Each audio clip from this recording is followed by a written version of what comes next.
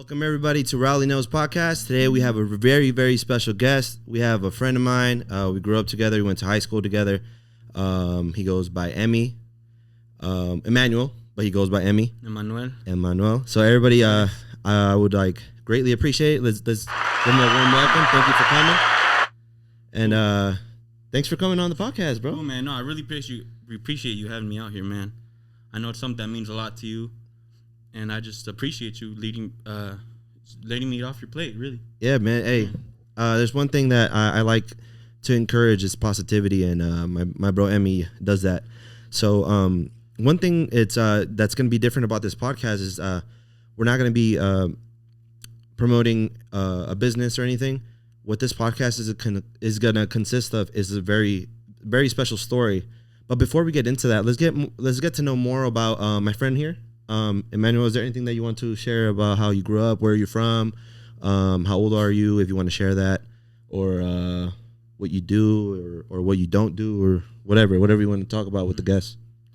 No, man, I mean, I'm here, local, born and raised, really, Las Vegas. I grew up with my family. I mean, I grew up having a good time. I mean, really, everything was, I had it really easy, man. I'm really lucky. I'm really appreciative to even make it this far. Right. Hey, that's awesome, man. Because there's a lot of people that, no matter how many times, how much they've been given opportunity wise, they never really bring that to light. So I feel like it says a lot about somebody's character that they acknowledge that they're very blessed because they are where they are. So that's pretty dope. As we all are, as we all should be too, as well. Yeah. That's cool, man. So very lucky. You grew up in Vegas. What high school did you go to? I went to Valley High School, the Joe, huh? How was that? It was good, man. Honestly, I was different. I mean, I didn't care for high school, man. I wasn't your good I wasn't your A+ student at all. I didn't. I had a hard time graduating, bro. But I did, you know. Hey, you did it. You did it, man. I put in the work. Yes, sir. Yeah. Cheers to that, man. Hey, cheers to that. Cheers to that. But so one thing that I've been noticing from going over to your house and kind of going out shopping with you, actually, you have a really big passion for comics and action figures. So can you kind of okay, so with that being said, you collect figures, and tell me a little bit of how you started doing it or what got you into it. That word that you used right there, passion, is I guess the bigger underline that. I guess passion is something that it's a good characteristic in people, and it's if you're sad or if you're just not down, you don't feel that. It's feeling that you know that. So I do get to express my passion through, like you said, minimally, even figures, or I guess it started with collecting records. I did used to sample a lot of music for a couple years. That's right, you do music, yeah. And one cool thing, I hope that one day we get to share maybe a room tour or something. But you have a really a big collection of vinyl players, interfaces. What is it, a button, the button to make samples and stuff? Yeah, the samplers, the MPC. I got the MPC Renaissance in there.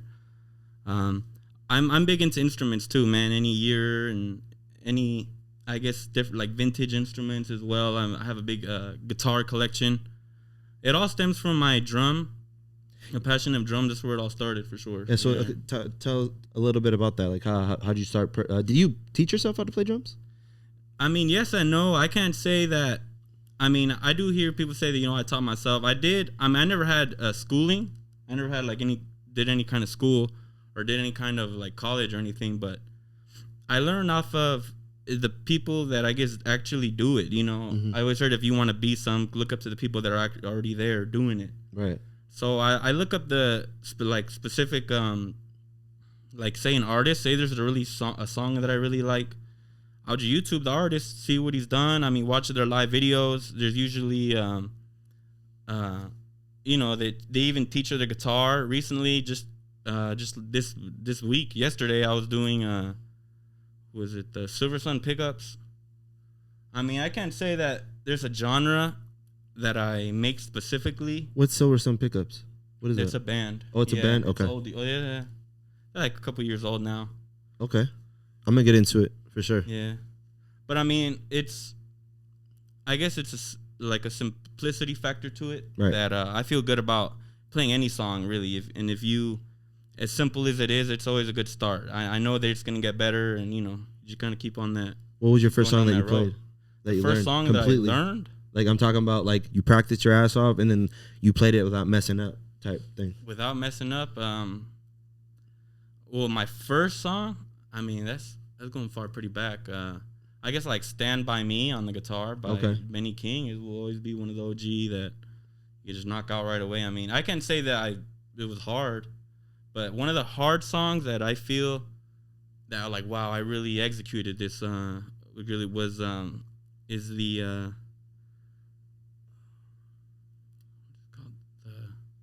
damn it,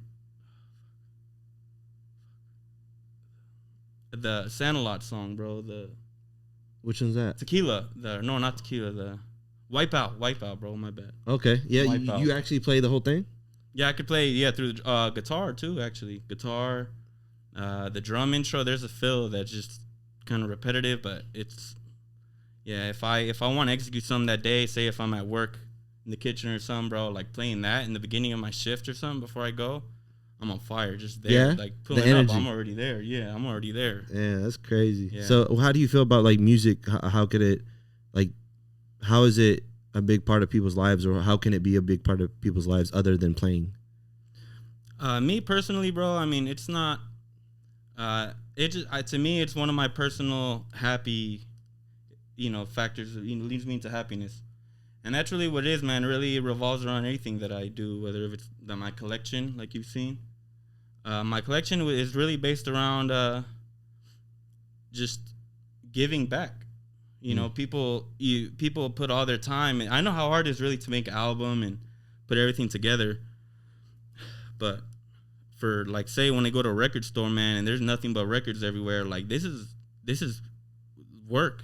Right. Like, people put their whole lives into this, and for it to be slandered around, like, just to be so dirt cheap as well, like, so my money or everything where my collection is what I'm saying, it all just gives back to them. Mm-hmm. And it's like showing support. I don't say, like, I don't use internet too much. I'm honestly not big on Instagram, or never had too much about my social networks, but when it comes in person, I show a lot of respect to musicians or just artists in general.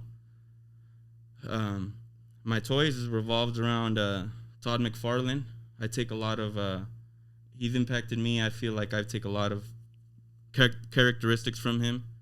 He's a smart man. It's like an entrepreneur that's putting together a lot. He looks at media as a whole with what he's put together. How'd you find out about him? Because I feel like who exactly is he? Like, I feel like I know who he is. McFarlane? He's actually originally created Spawn. Oh, okay, yeah. That's where I heard it from. Yeah. Oh, so he makes a lot of comics and. Yeah, when he did Spawn though, he had already worked for DC Comics. He had already done Batman, worked with Batman for years. He did like Spider-Man. He did the best in the early '90s. A big thing is around my time too. That early '90s frame is where he comes in. He did the best Spider-Man comics there is to date. I mean, arguably in Batman, and he just went off, and instead of selling, for these big companies, he just did it on his own, man. He made his own company. He made his own character. He looked at it as a whole, as far as movies, video games, toys, comics. It was all just one, and he knocked it out of the ballpark, man. He did it all himself. Yeah, that's dope, man. And one thing I'm gonna take from what you said that you do a lot of things from in person. There's one thing that I'm kind of envious that you did recently, and that's you met like one of my childhood heroes, and that's Tommy, the White Ranger. Oh yeah, dude. So tell me exactly how was the setup to, like, did you have to buy tickets? Did he show up out of nowhere? Like, how is it? Like, does that whole meeting of characters like that work? Well, because I'm big in the community as far as my collection goes, and there's a lot of comic conventions. There's in that case, he does signings at different toy stores. Big shout outs to him too. He, throughout the whole pandemic, he kept comic book stores and things like that. And my toy stores and comic book stores open through just doing signings with people and meeting his fans. That's dope. Yeah, so super dope.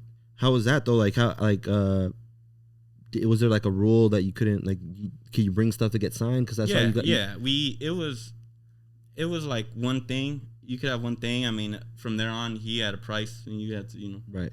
But some people have some crazy, a lot of memorabilia. Yeah. I didn't. I bought it like just like a figure. I think I had like a White Ranger of him. Mm. Yeah, which was dope. I did talk to him about his movie. I remember. I mean, Power Rangers to me in the '90s was huge, bro. Like, yeah, you're even 28 before right I now, could right? choose what I liked. Yeah. So yeah, it definitely was a big thing for me. Like, I'm never gonna forget the intro. It was like Red Hot Chili Peppers, wasn't it? Like they're flying out the airplane. Yeah. Oh yeah. That movie. That was sick. Yeah. Just the Power Rangers in its own. Like, if you're from if you grew up in the '90s, you grew up watching Power Rangers for sure. So you know who Tommy is. Jason David Frank. Yeah, he's the guy that plays him. Yeah. Oh, okay. Well, yeah. I follow him on Instagram and everything too. He's cool. Oh, I thought his name was Tommy, like in real life. Oh no, Jason David Frank. Jason David Frank. Yeah. Or my boy, he liked to call him Jason Daddy Frank while we were out there. That's crazy. That's a lot, yeah. So how was that, man? Like, how'd you feel? Like, did you feel like it was kind of like not accomplishment, but like was it? Did you feel anything other than just like joy from meeting him, or like it was just like, oh, he was just like another person I met, or? I mean, I could say that I made him feel like, like he meant to me. Right. I just wanted to get my point across that he was a lot. Right. I feel like just that putting him saying that word 90s around him put him in a really good spot. He was like 90s. He was like, that was a great time for me, man. He was just, I guess, seeing I just see him to react to what I said. That was the reaction I guess I was looking for. Yeah. So I was happy. Yeah, I thought it was really cool. That's cool, man, because there's people that really, really idolize this guy, and I remember as a kid I wanted to be like him. So, But I mean, that changes. Obviously, I can't fight monsters and stuff. That's another thing, man. My, I guess it started to, like you said, you want to be like him. I remember, I think I do take characteristics off of these superheroes we grew up watching. I like to bring up Goku a lot, Dragon Ball Z. Yeah, he has plenty of characteristics that we would. Just almost the epitome of what a man is and what a boy wants to be. Right. And just happy, strong, a hard fighter, just caring.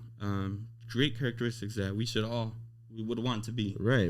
Yeah. And that's one of my top 5. Like, what was it? Anime, right? It's an anime. Yeah. You watch animes? Japanese anime. I did when I was growing up, but I haven't. I can't say I have in. If you have 5 that you can mention, what are your top 5? 5? Not in specific order, because then it'll take a little longer. Just the name 5. Well, Dragon Ball Z is OG number 1. Okay. For sure. Yeah, that's like takes me back. Number 2, I guess I could say like Yu-Gi-Oh, man. Yu-Gi-Oh, I liked it, like collecting cards when I was younger. That's More than Pokemon? Yeah, because Pokemon was like my older brother's. Oh, okay. Like, he was older than I was, and he was like, but he already had a collection by the time I got into it. Yeah. So you felt like you're a little far behind. Yu-Gi-Oh was like my thing with my friends and me, all the people I was around. Yu-Gi-Oh was a big one, so was like, I guess Inuyasha was really cool. I liked that growing up. I grew up, Cartoon Network had a really good time. Toonami, right? In those times, they'd play a lot of Japanese animation for sure. Really dope.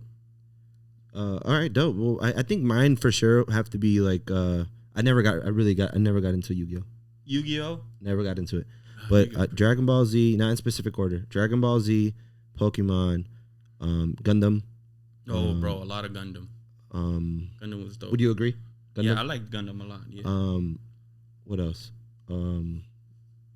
I forgot which other ones that I watched a lot, bro. I watched a lot of animes. But there's some that like you watch as a kid and you're not really considering animes. Like you would think anime is a different type of style, but it falls under the genre. But yeah, I mean, being that you're really into like comics, can you name a top 5 comic? One of my top comic. Well, I even have a collection too. I actually have the first appearance of Carnage. Damn. Carnage, yeah. How expensive is that comic? It does vary. I don't have it plaqued up or anything, but it is in good shape. I know that you could find it minimum even before it's plaqued. You could, I mean, it'll go for at least $200 right now. That's Honestly, dope. the movie's out right now, so it's at its peak. Like, if I don't do it in that sell, I'm not a buyer or seller. I kind of just collect to have. To have, right? Yeah, But, that's how I mean, if I was, I guess, a little smarter, I would. This is the time to sell it. Yeah, this would be the peak. This is its $200? peak. Yeah, because the movie's coming out. It's not even out yet. What if in 20 years, like the value goes exponentially high? Of that book? Yeah. Is it possible? I don't know. Yeah, it is possible. I don't know if there's gonna be something in 20 years to make it really. I mean, because I'm The only rarity. saying this right now because the movie's coming out and he's in it. This is the first time he's ever been in the movie. So Carnage. Venom. He's gonna be on the Venom movie. Okay. So it's the first time he's gonna mean like the most right now. If me as a collector, knowing that like the way around selling and reselling, I would say this is the best time. If you someone like me in the 90s that like probably has this comic later on anyways, it's hitting its peak right now for sure. Because the thing is, in the industry, it goes up and down. There's ups and downs. Like the Venom came out a few years ago, and that was a really pricey book, bro. That would cost thousands of dollars. It's up right now, but it's not even close to what it used to be. What it used to be, for sure. And how'd you get your hands on that? Carnage? The Carnage. I got it at a comic book store years ago, almost 10 years ago. 10 years ago? No. 15 to 20. It was like 15 years ago. Holy shit. Yeah, And I never had, I didn't have comics back then. I just did it to like, oh, there's a comic book store. I'm with my mom. I'm just going to pick out a couple comics. And I kept them. I just never got rid of them. And one happened to be the No Carnage. way. You didn't even think about it when you bought it? No, not even. No, I didn't know. I didn't even know what that meant. And how much do you think you got it for? I paid like $7 for it. Holy shit. Yeah. At a comic store that doesn't even exist anymore. What's the most valuable thing you have? The most valuable thing I have? That's probably like gotten up in price. Or like one money wise, like value wise, and one that means the most to you. One that means the most to me. Value wise, I feel like Carnage is, I mean, that's the one. Yeah, that's probably the most valuable. One that means the most to me. And why? I have, I guess the Batman comics. Batman is he's a big part of who I am, honestly. He's my favorite character too, Mine by too. the way. Mine too. Batman, yeah. Oh yeah, mine too. I take characteristics from him for sure. He's got like that just where's that whole black Batman vibe, bro. Like super low key, super like that keeps people entertained, you know what I mean? It keeps people coming back, just not having that whole just that mysteriosity, the mysteriosity vibe that he pulls off. And yeah, definitely the characteristics that are like, the Playboy vibe too, for sure. Yeah, that's for sure, man. I my favorite character superhero is Batman, and honestly, I don't know why, because it used to be Wolverine. Wolverine was my favorite one, and we'll talk about that later. But Batman for sure was like my favorite one, and I just can't explain why. I can't. Like people they always tell me, why do you like Batman so much? Like, why not Superman? Superman could be a Batman. Superman. And I'm like, in the streets maybe, but on paper maybe, but not in the streets. That's what I meant to say. On paper maybe, but not in the streets, because he got the kryptonite. You know what I mean? Batman is the streets, son. Yeah, Batman is the streets. Hey, but so any of your friends that you're close to, do they collect with you and stuff? I guess like one of them. I mean, my boy Philip started. Hey, shout out to Philip. Yeah, shout out to Wu-Tang Phil for sure. For no reason. Shout out to Philip for no reason. Yeah.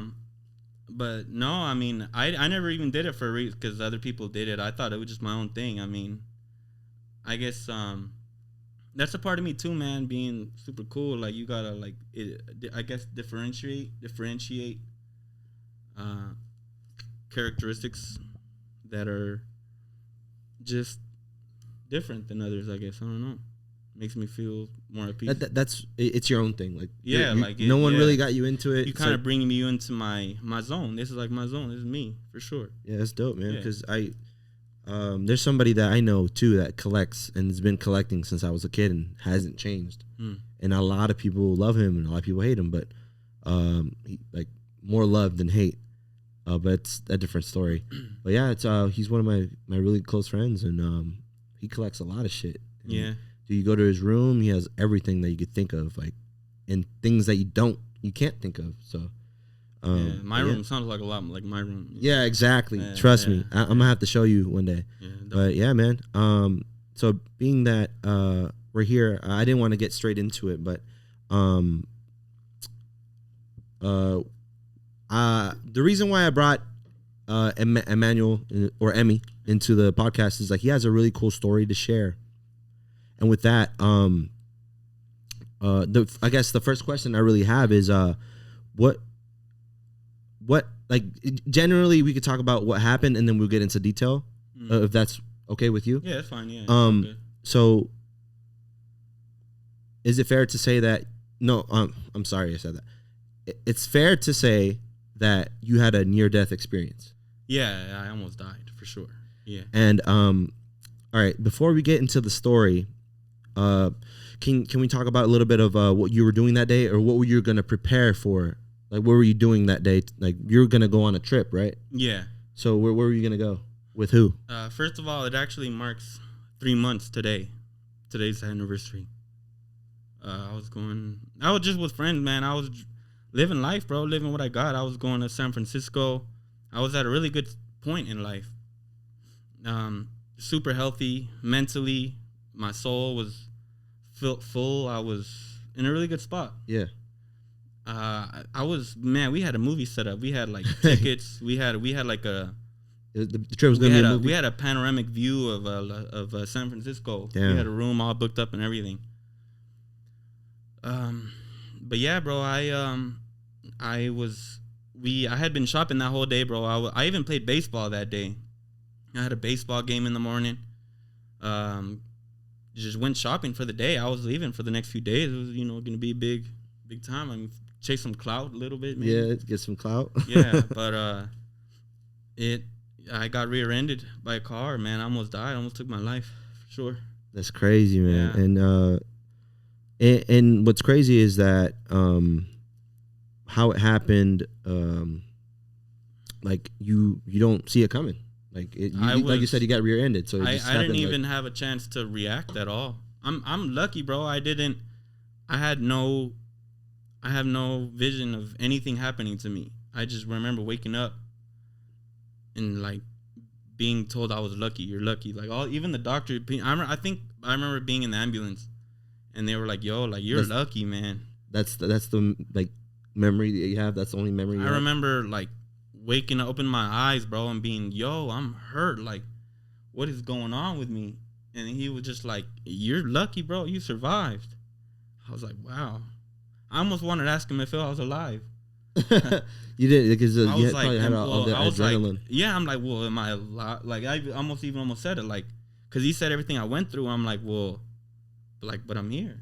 Like I can't believe this. Like I'm good. I'm good.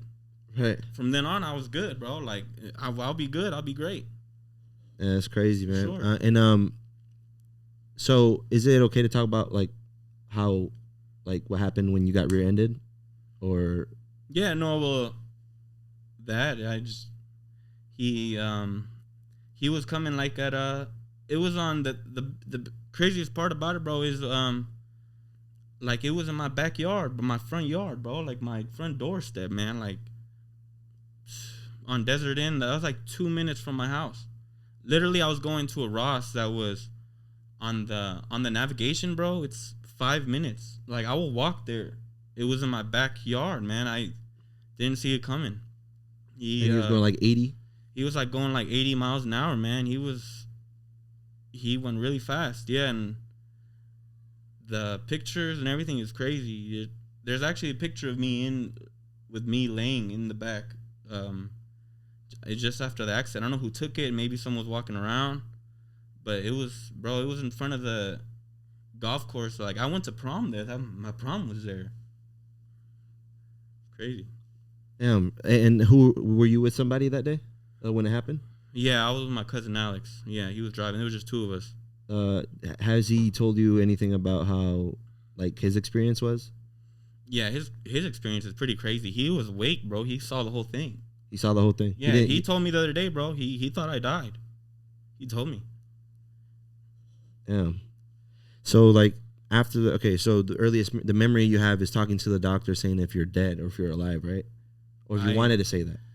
I remember waking up, my eyes and being hurt, like everything hurt. I don't know what hurt was where, but him just telling me, "You're super lucky, man. You're alive. You're like one. It's like 1 in 1,000, man." It was crazy, dude. Had I been someone's grandfather or something, like that would have been it, bro. That would have been a wrap. I was super lucky to be in a great healthy state. You know, if it wasn't for my health and everything I put in, all the work that I put into it prior, I wouldn't have even been alive, bro. It's insane, man. Yeah, super grateful. Is it okay to talk about like how physically, like what happened when the car accident happened, or like what happened on impact and where your body went and stuff? Or we got rear-ended and I flew out of the window. Actually, I got ejected 50 feet from the car. Oh my God. Yeah, man. the cop told me. And even in the picture that I seen, I asked my cousin, like, "Yo, like, you moved me, or like you moved me there?" He was like, "Nah, bro, like you landed there. Nobody moved you. You landed right there." 50 feet? Yeah, 50 feet from the car. Literally, like from Desert Inn, man. Like I landed on the sidewalk. Like imagine being in the middle of the street driving, and then like, luckily there was no other cars in the way. I guess there was no car that like hit my body or something, like it was as it flew. Fuck. That's insane, man. Your body, so you just like the impact was so strong that your body flew out of the car. Yeah, insane. And you know, and you're alive. Yeah, dude. It's only been 3 months today. Yeah, like my back hurts a little bit, but I'm good, bro. Like super lucky, man. I'm the luckiest dude there is, man. I'm happy to have you here, man. I'm happy that everything. I'm happy to be here, bro. Yeah, and it's such a great story. I mean, it sucks that it had to happen that way, but the outcome is like, man, my man's is supposed to be here. Like, you know, like you're here, you're still here. After that near-death experience, what were the damages to your body, and like anything mental that caused from that? Well, physically, there was a lot. I had mainly my fracture that was right here on my clavicle. I was fractured right here, and that's what really set me in pain. My whole body, like I had really excruciating days of pain. And that was once I came back from the hospital. But aside from that, I'm lucky. My head, bro, I cracked my head really good. I had about 30. At first, I thought it was 37 staples on my head. But even a month after it, I was shaving my head actually, and there was more staples. They forgot staples in my head. Oh, deadass? And they would grow in my my skin started going around it. Oh shit! So my sister had to come in and grab some pliers and pull out some staples out of my head. It's crazy. Yeah. But I got 38 staples on my head. I got stitches on my eye right here. You look good though. Yeah. You good, bro? I got stitches in my left ear. My left ear, I mean, it was probably flapped open, cut right open. That's crazy. I got stitches in my left foot. And then, I actually got bruised lungs and everything too. Like my inside were bruised. Shit, yeah, man. And that's one thing too. Like, you didn't have like to get surgery or anything, huh? Yeah, dude, that was the first thing they told me. They're like, bro, you don't got to get no surgeries. You're good. You're gonna 50 be good. feet. Let me get this straight. You got thrown out 50 feet from a car. Yeah, ejected for sure. Ejected. Staples. Broke. Fractured bones. Yeah, I got fractures and that's only the side things. That's only the main. But bro, I had so many gashes everywhere. Like I was a bad scene to look at, bro. And no surgeries. No surgeries. Bro, that's God right there, man. That's crazy, man. The more you talk, like the more I learn about your accident, I'm like, damn, like that's like I knew it was bad, bro, but like, man, like that's insane. Yeah, man. You're here for a reason. Appreciative, super lucky. Yeah. So have any of ever since that happened, have any of your priorities changed at all from having that near death experience? Priorities. I guess I asked myself, like, were you happy? Say if I did, go away. Like, if I was happy.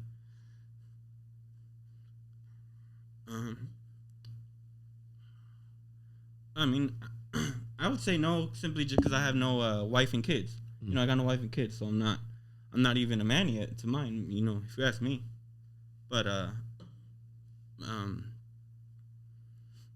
if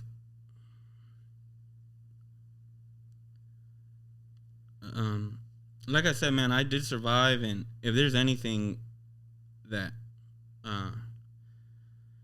just to remind people that we're we're in a good place. Right. This is where we're supposed to be. This is why we're here.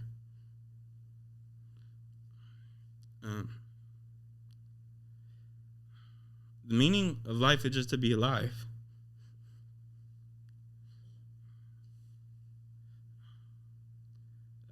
It's plain obvious and simple, man. Like people rush around in a great, and people rush in a panic, bro, to get where they're supposed to be.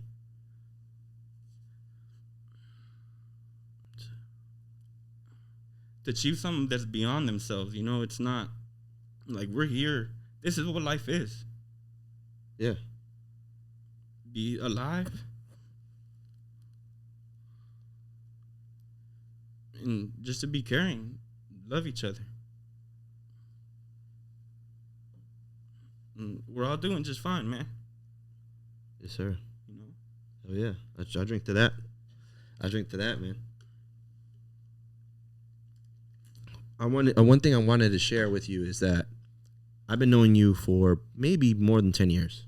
Yeah. Fairly, right? Easy, yeah.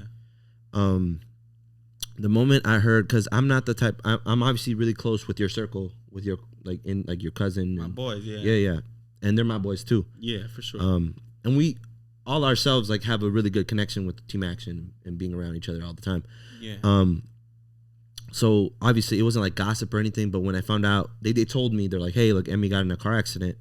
Because at that time, Guzman was my your cousin. Alex was my gym partner. So we just go to the gym after work. I would see you at the gym all the time. Yeah. And I'd see you at the gym too. Yeah. But Guzman was my workout partner. So like one day I texted him like, hey bro, let's we're going to the gym today or what? He's like, no text back. Oh yeah. And I'm just like, what the fuck? So I call him, and he's kind of like not in a good place to talk right now, and I could sense it and talk to him, all that. And then he tells me like, yeah, man, I'm not gonna be able to go to the gym for a few weeks or a few months. I'm like, damn, for real? Yeah. And I'm like, why? Why is that? He's like, man, honestly, yada yada yada. He told me what happened, and I'm like, yeah, it's tough, man. Are you guys okay? And I'm like, I'm okay, but that's not what I'm worried about. I'm worried about my boy Emmy. Yeah. And that's all he told me. I'm like, all right, man. Like, I'm not the type of person to be like, oh, what happened? Like, oh, I need to know what happened. I just told him, hey, prayers for Emmy. I hope he's gonna be okay. And I know he is, because like I sense it. Like, he's gonna be okay. And then he's like, yeah, man, I appreciate that.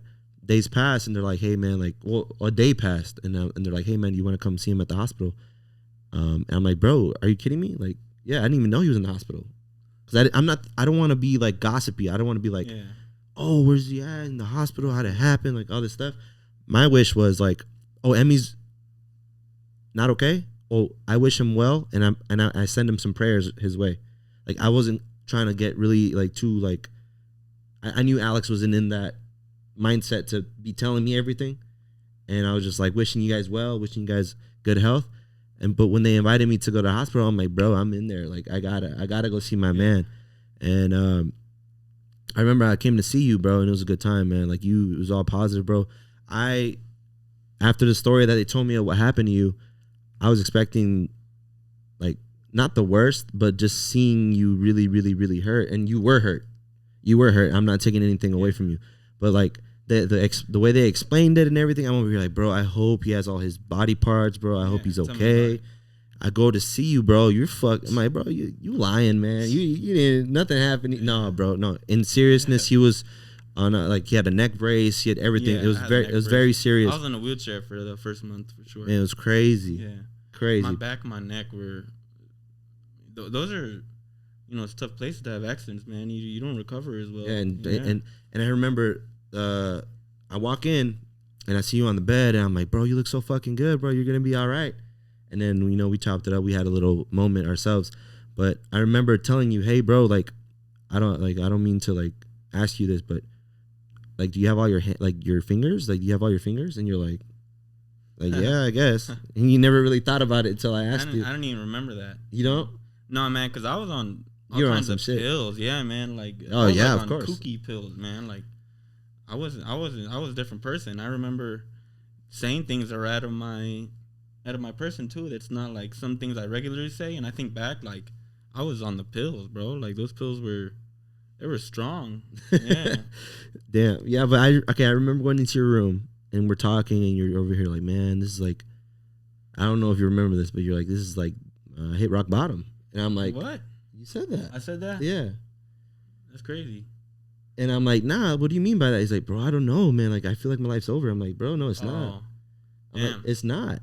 I mean, if you throw back early, if I was still in bed, I probably wasn't. Yeah, if that was early time, man, I didn't know because I was so used to being in the gym, bro. I was a gym rat, bro. Right, yeah. Like every single day. Playing baseball. I loved playing baseball and just feeling, feeding my soul. And that's that's exactly what you said after. That, man, I feel like I can't do anything anymore, you said. Yeah. And I'm like, I was going to be out for the next year. Yeah, and then I told you, I'm like, but like, are you okay though? And you're like, yeah, man, I only got little things, ain't nothing. Yeah. And I'm like, that's what it is. Yeah, like I was like. And then it led to me asking you, do you have all your toes? Do you have to cut off an arm or something? I know, right? Yeah. And then you were like, no, actually, bro, I'm not. Dude, I'm surprised I got like my teeth. Oh yeah, like, that's something I didn't even question. Like that's like, you got everything, right? But I mean, you did go through a lot. 50 feet out of a car, man. Yeah, man. That's crazy. That is crazy. Super lucky, man. So does it put like, okay, so you just did talk about how like it puts what you put into life into perspective, and so do you believe in second chances? Second chances? Well, I mean, maybe like if it was all like the first chance, really. I mean, it's all just one big chance. One big chance, yeah. Life is just one. But like again, I do ask myself, like, what, or what life? Maybe somewhere in that God maybe did talk to me or something. It's just to remind people, man, that we're all in the right place. We're where we're supposed to be. You're not. People live so much thinking in the future, in the time, or in the past that like the present is the only time that exists. That's all that is real. Right, because the past is gone. It's no more. It's not real. Yeah. We're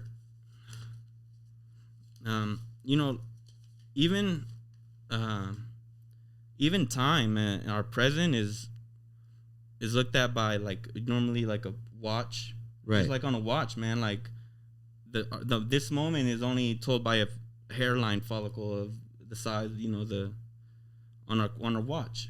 Our moment, the moment we're having right there. It's the hair. It's the size of a hair follicle is what the present is told by, basically. Right. When it should really be told like a big Chinese gong. Right. Boom, where it really, has resignation, not just like not a snap. Right. Because our past isn't real, and neither is our future. It's really about right now. Right. Our past is told by our present.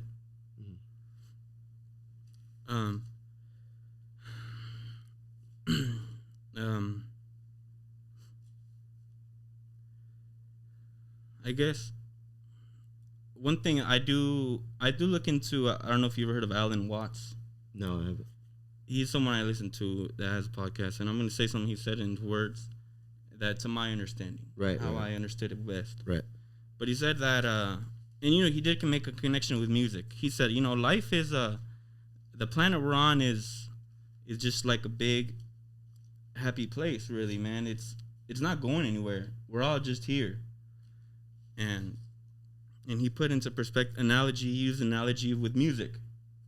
He said that, you play the drums, or I play the guitar. I don't work the drums or play the guitar, or like I said, work the guitar. But I, you play it. and music is different than, say, driving a car. Like, you have somewhere to get to. You go and there's a point A and then there's a point B. If music isn't like that,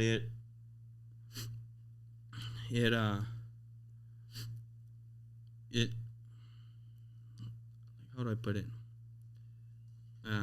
Like I said, like, I guess when I said the universe is like a big play place, music is, well, I differentiated music between traveling with the car. If music was about getting to point A and B, it would be about who would be the fastest player. People would go to a concert, and you'd play one strum of a chord, and that would be, the song. People, you wouldn't like that. One doesn't make the end of the composition the point of the composition. The point is in between. People don't dance to, like, I'm gonna start here and then end here. Mm-hmm. It's not about where you end. It's about the dance. Mm-hmm. I guess growing up, the school we went to, our education system is about, we start in kindergarten, and it's like, I want to get to first grade, I want to get to second grade, third grade, fourth, etc. College, and it's like, it's building up that momentum of, I'm gonna get it, I'm gonna get there. Like, I'm gonna be happy, I'm gonna be successful.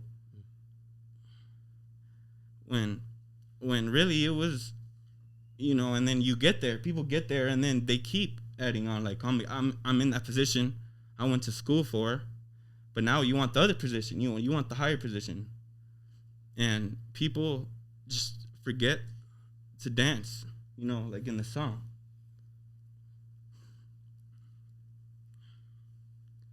Yeah.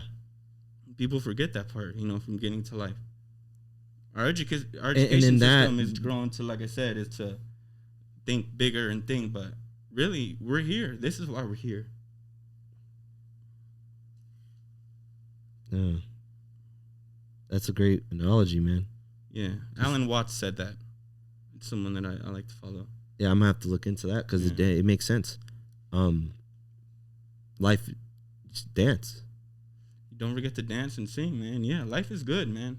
Yeah. We're lucky. We're all really lucky to just be alive. Yeah.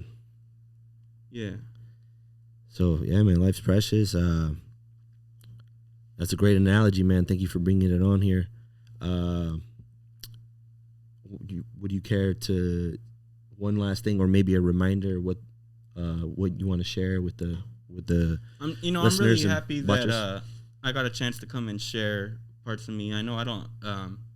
I look for the right platform. I can't say that I just share myself anywhere. Right. This is a really good platform. I know you have a lot of friends, a lot of people that follow you, and just to get the message out, man. Be the good, be the happiness around people. Yeah. People feel that energy, For sure, man. And I feel it. I feel it when you're around, for sure. Sure. You're one of them, man. Thanks, man. And we get along just fine too, man. I mean, you be commenting all the time. Yeah. Keeping up with you is hard too, man. Like, you always, even just chilling with you, man. Like, some of the things you say are like, wow. That's how I see it. I'm a big fan, bro. I'm one of your big fans too. Well, sure. I'm your brother, man. So, like, it's one thing. I appreciate things that you do. I appreciate, like, your presence, especially. So, thanks, man. I appreciate you being here. So when I found out that you were in the hospital, I'm like, I gotta go see my man, because, like, I sense his energy when he's around me. So, and that's how I connect with you. You're a good person. Like, when people ask me about you, you're a good person, and I got a lot of love for you. We've been through some things together, like, growing up together, and people don't have that experience with other people. You know what I mean? So, like, I have a lot of experiences with you that I haven't had with other people. And when I'm around you, I sense it. I'm like, Emmy. People like Emmy. Like, I feel it. Like, you're a good person. It's a good energy. That's cool, man. That's cool. I mean, that's what I want to be. I want to be that energy. Like I said, there's characteristics of the heroes that I like, and it's cool to just be my own hero. My own hero. For sure, man. For sure. And I appreciate you coming on, bro. And one thing we want to remind the listeners and the people watching is don't forget to dance. Don't forget to dance and sing, baby. Let's go, baby. Oh, it is. Yes, sir. Thanks for coming on the podcast. RaulyKnows, Emmy. That was dope.